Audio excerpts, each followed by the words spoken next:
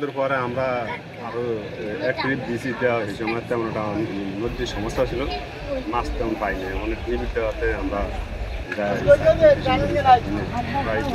মাছ পাইছি।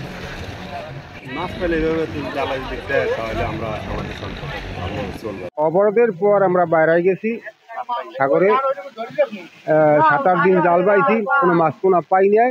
আবহাওয়া খারাপ হওয়ার পর আমরা আবার ফেরত আইছি। তারপর আবার রিটার্ন আবার সাগরে গেছি, যাওয়ার পর হালকা কিছু মাছ পোনা পাইছি।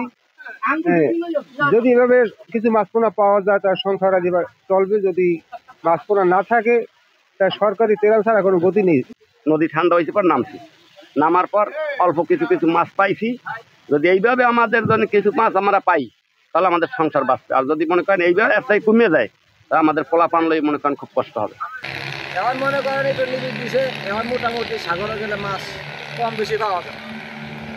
কম বেশি পাওয়া যায়, আমরা চাকরির নামছি আলাদা, আল্লাহ কিছু মাছ দিছে আমাদের, মানে মোটামুটি এখন আমরা ফ্যামিলি সংসার আলাদা আল্লাহ মানে মোটামুটি চলবো আর আগে এখন ভালো ছিল তো না, মাছ টাছ পাইটাই না তো, ওখানে মোটামুটি দুগা চারিয়া পাওয়া যাচ্ছি এইরকম। তো এইভাবে আমরা দুগা মাছ পেলে সংসার আমার ভালো চলবে। এবার যে মিলে মাছ পাওয়া ধরছি, মিলে মাছ পেলে ইনশাল্লাহ সংসার ভালো চলবে।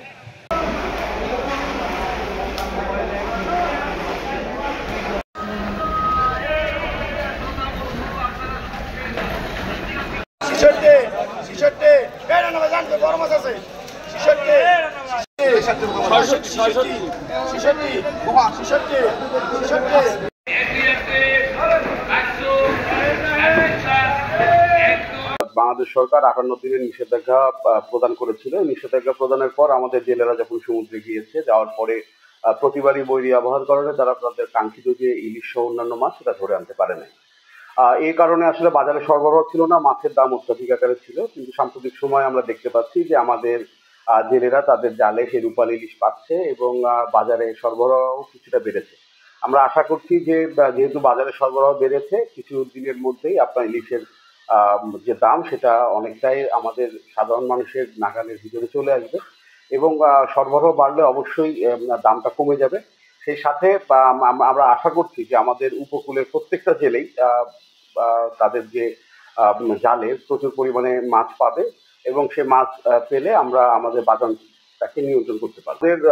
সমুদ্রে আমাদের জেলেদের যে 10 থেকে 12 দিন প্রায় অনেক জেলেদের যে অবস্থান করতে হয় মাছ ধরার জন্য, কিন্তু দেখা যাচ্ছে যে বৈরী আবহাওয়ার কারণে এবং আপনারা জানেন যে সাম্প্রতিক সময় আমাদের উপকূলে প্রচুর পরিমাণে আপনার সমুদ্রে প্রচুর পানির যে স্রোত এটা খুব বেশি ছিল এবং প্রচুর বাতাস ছিল। তার জন্য জেলেরা আসলে তাদের কাঙ্ক্ষিত সময় অনুযায়ী আপনার সমুদ্রে থাকতে পারে নাই।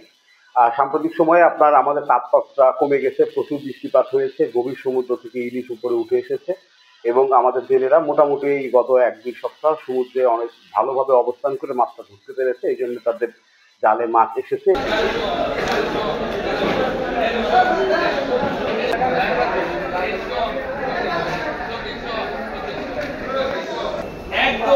শ্রীপুর এবং মহিপুরে যারা আছে তাদের যে পরিমাণ বন্দরে মাছ দরকার, কারণ বাংলাদেশে দেখা যায় এখান থেকে মাছ রপ্তানি করা হয়, সেখানে যে পরিমাণ মাছ দরকার তারা যারা ফিশিং করতে যায় ওরা ওই পরিমাণ মাছ আসলে পায় না, যার জন্য মাছের দামটা একটু বেশি। যেই পরিমাণে মাছ দরকার এই মৎস্য বন্দরে ওই পরিমাণে মাছ না আসার কারণে মাছের দামটা একটু বেশি। যেখানে মাছ লাগবে 100 মণ, এইখানে মাছ হয় 5 মণ, সেই জন্য সেই মাছ চাহিদা তো থাকেই যায়, সেই জন্য মাছ কম, সেই জন্য দাম বেশি।